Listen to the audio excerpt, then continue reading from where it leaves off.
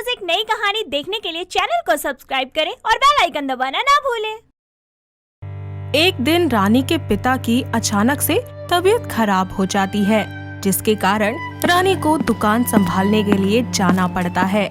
उसी दिन मुन्ना नाम का गुंडा मार्केट में सबसे हफ्ता मांगने के लिए आ जाता है। सभी दुकान वाले उसे पैसे दे रहे होते हैं। सबसे हफ्ता मांगने के बाद मुन्ना रानी की दुकान के पास पहुंचता है और उसके पास जाकर वो बोलता है, मेरा हफ्ता कहाँ है? जी मुझे नहीं पता, आप किस बारे में बात कर रहे हैं? यहाँ एक बुड्ढा आया करता था, वो कहाँ है आज? वो मेरे बाबा, उनकी तबीयत ठीक नहीं है, इसीलिए उनकी जगह आज मैं आई हूँ। अबे चलना, अपन को उससे कोई मतलब नहीं है, अपन को अपना हफ्ता मांगता क्या? रानी अपनी दुकान के गल्ले में छानबीन करती है, लेकिन उसे सिर्फ और सिर्फ 300 रुपए ही मिलते हैं। रानी उन पैसों को मुन्ना को देने लगती है।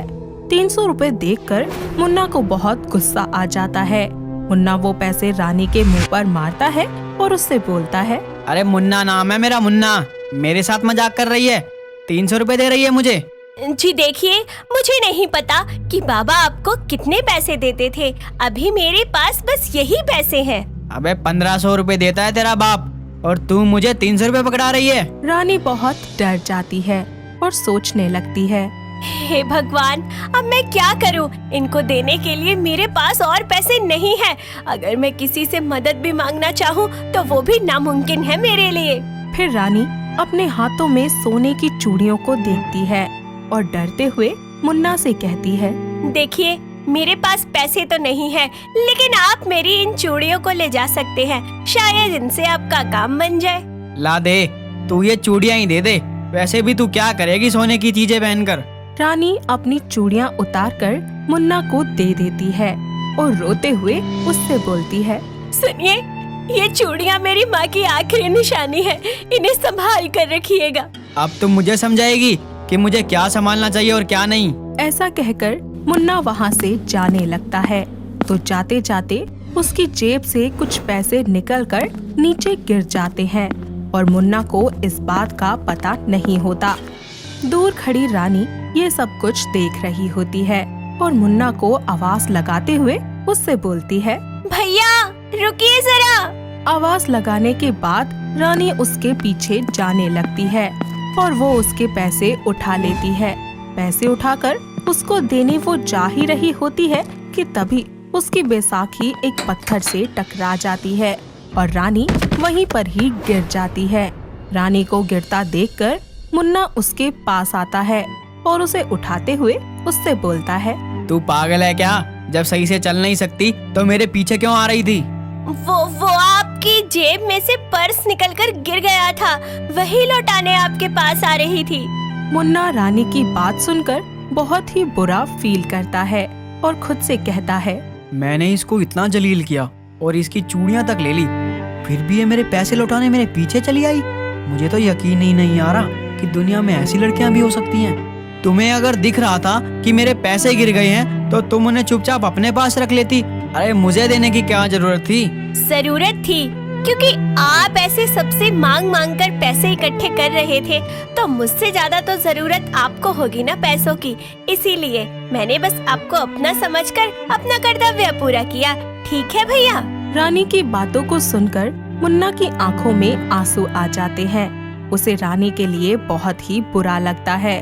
उसको इस बात पर विश्वास ही नहीं होता कि कोई लड़की उसके बारे में ऐसा भी सोच सकती है और वो उससे माफी मांगते हुए कहता है, मुझे माफ कर दो बहन, मैंने तुम्हारे साथ जो भी किया बहुत गलत किया, पर मैं तुमसे वादा करता हूँ ना ही सिर्फ मेरी वजह से बल्कि किसी और की वजह से भी तुम्हें कभी कोई तकलीफ नहीं हो गई। मुन्ना उसे उसकी चूड़ियाँ भी वापस कर देता है और बोलता है, ये तेरी माँ की चूड़ियाँ है ना, इनको तू ही संभाल, मेरे साथ रहेंगी तो गायब हो जाएंगी। मैं आपका शुक्रिया अदा कैसे करूं मुन्ना भैया? उसकी कोई जरूरत नहीं है और मेरा नाम मुन्ना नहीं अमन है। तो फिर आप मुन्ना भाई कैसे बन गए? मुन्ना रानी को अपने बीते कल की सारी कहानी सुना देता है। उसकी बातों को सुनकर रानी को बहुत बुरा लगता है और फिर वो उससे बोलती है, आपकी जिंदगी में तो मेरी जिंदगी से भी ज्यादा दुख है। मैं भगवान से प्रार्थना करूंगी कि वो आपको बहुत सारी खुशियाँ दे। सच में मेरे लिए प्रार्थना करेगी तू? हाँ सच में। अब मैं अपनी दुकान पर वापस जा रही हूँ। अपना ख्याल रखिएगा। ठीक है, जाओ फिर। रानी अपनी दुकान पर वापस आ जाती है। मुन्ना भी वहाँ से चला जाता है। अगले दिन मुन्ना वापस रानी की दुकान पर फिर से आता है। रानी उसे देखकर चौंक जाती है और फिर पूछती है, भैया आप यहाँ? आप तो एक हफ्ते बाद आने वाले थे ना? हाँ बहन, पर मैं यहाँ हफ्ता लेने नहीं, तुझसे मिलने आया हूँ और तेरे लिए कुछ लेकर भी आया हूँ। क्या लाए हो भैया? मुन्ना उसके लिए एक बहुत ही प्यारी सी ड्रेस लेकर आता है और उसे देते हुए कहता है, ये ले, कल इसको पहन कर आना तू, एकदम परी जैसी लगेगी इसमें। मैं इसे नहीं ले सकती भैया। लेकिन क्यों, तुझे अच्छी नहीं लगी क्या ये? नहीं भैया, ये बात नहीं है। ये तो बहुत सुंदर है और इसे पहनकर मैं बिल्कुल अच्छी नहीं लगूंगी। सब मेरा मजाक बनाएंगे। अरे किसी की इतनी हिम्मत नहीं हो सकती कि मुन्ना की बहन का मजाक बनाए। नहीं भैया, आप मेरे लिए किसी से मत लड़ना। अच्छा ठीक है, पर मैं वादा नहीं कर सकता। रानी मुन्ना को कुछ खिलाती पिलाती है और वो दोनों ढेर सारी बातें करते हैं। कुछ वक्त ऐसे ही गुजर जाता है। अब मुन्ना अपनी गुंडागिर्दी करना काफी ज्यादा कम कर देता है। वो ज्यादातर रानी के साथ ही रहता और उसकी चीजों का ख्याल भी रखा करता। देखते ही देखते रक्षाबंधन का त्योहार आ जाता है। रानी हर रोज की तरह आज भी मुन्ना का इंतजार करती है और थोड़ी ही देर के बाद वो उसके पास पहुंच जाता है। ऐसे में रानी उससे कहती है, आप कहाँ रह गए थे भैया? मैं कब से आपका इंतजार कर रही हूँ। क्यों, कुछ खास है क्या आज? मुन्ना भैया, आज रक्षाबंधन है। आज के दिन सारी बहनें अपने भाई की कलाई पर राखी बांधती हैं और उनकी लंबी उम्र की दुआ मांगती हैं और बदले में भाई अपनी बहन को गिफ्ट देते हैं और जिंदगी भर अपनी बहन की रक्षा करने का वचन देते हैं। अच्छा, इसलिए मेरा इंतजार हो रहा था आज, ताकि मुझसे उपहार लिया जा सके। नहीं भैया, मेरा उपहार तो आप ही हो। मुझे और कुछ नहीं चाहिए। ओ मेरी प्यारी बहन। इसके बाद रानी मुन्ना को राखी बांधती है। वो दोनों साथ में खाना खाते हैं और फिर मुन्ना रानी से कहता है, मैं तुझे कहीं लेकर जाना चाहता हूँ। कहाँ पर भैया? बस तू चल। मुन्ना रानी को एक अच्छे से डॉक्टर के पास लेकर जाता है। वो डॉक्टर से रानी के पैरों का इलाज करने की बात करता है। ऐसे में डॉक्टर उससे कहते हैं, देखिए, आपकी बहन के पैर ठीक हो सकते हैं, बट खर्चा बहुत आएगा।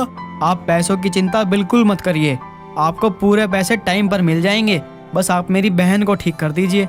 कुछ ही टाइम के बाद मुन्ना रानी को लेकर फिर से डॉक्टर के पास आता है और इस बार डॉक्टर रानी को नए आर्टिफिशियल पैर लगा देते हैं। अब वो बिना किसी सहारे के चल फिर सकती है।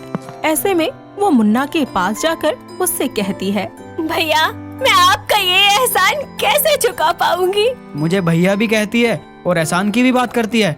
अरे मैंने ये सब अपनी खुशी के लिए किया है। इसके कुछ ही दिनों के बाद मुन्ना एक अच्छा सा लड़का देखकर रानी की शादी उससे करवा देता है। शादी होने के बाद भी रानी के लिए मुन्ना उसका सबसे ज्यादा जरूरी इंसान रहता है और वो सबसे ज्यादा प्यार भी मुन्ना से ही करती है। इसके साथ मुन्ना को एक बहन और रानी को एक भाई मिल जाता है। तो दोस्तों, कैसी लगी आपको हमारी ये रक्षाबंधन के भाई और बहन की कहानी? क्या आपके घर के आसपास भी है कोई ऐसे भाई बहन? अगर हाँ, तो उन्हें ये वीडियो दिखाइए और हमें भी बताइए। दोस्तों, अगर आपको ये कहानी पसंद आई तो इसे लाइक करें, शेयर करें और कमेंट करके बताएं कि कहानी में आपको सबसे अच्छा क्या लगा।